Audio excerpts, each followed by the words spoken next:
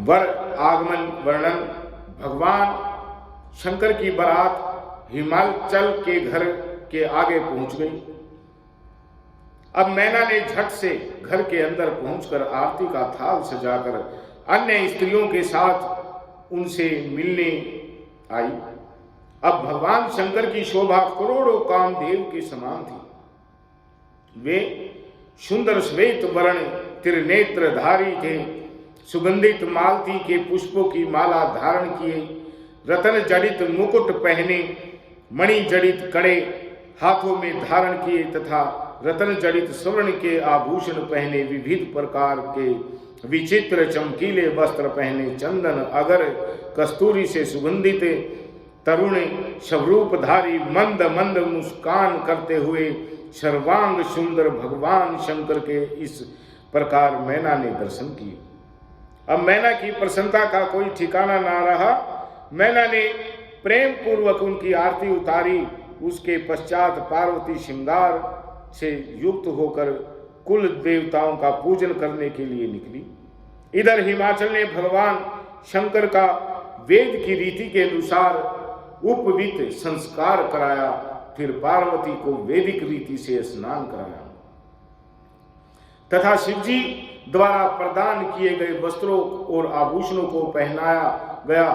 इसके पश्चात कुल गुरु गर्भाचार्य ने हिमाचल से कहा कि हे पर्वतराज, लगन का समय निकट है। अब भगवान शंकर को बुलाया जाए।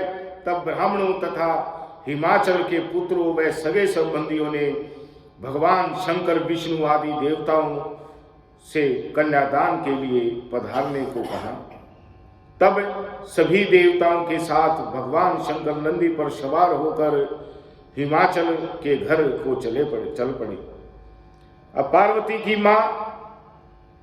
पार्वती की माता मैना स्वर्ण कलश लिए हिमाचल की बाईं ओर आकर बैठ गई। हिमाचल ने शिवजी से कहा कि भगवान, आप अपना गोत्र, परवर, कुल, नाम, वेद, शाखा आदि का उच्चारण करके ब्राह्मणों को बताए।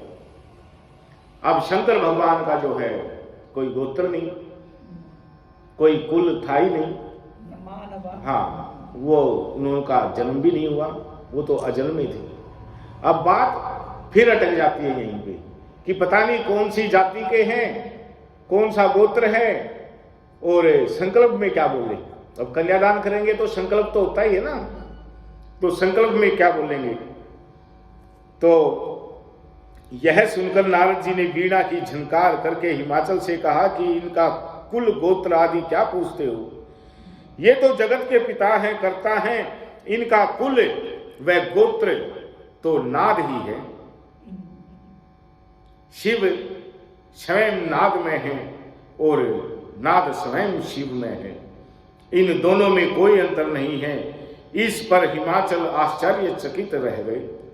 अब इधर देवता व ऋषिगण शिव की जय जयकार करने लगे।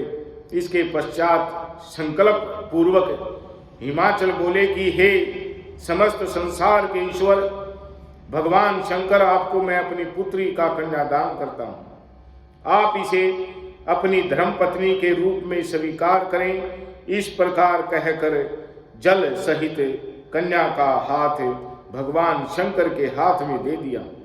आकाश में जय जयकार की ध्वनि गूंज उठी। अप्सराएं नाचने लगी।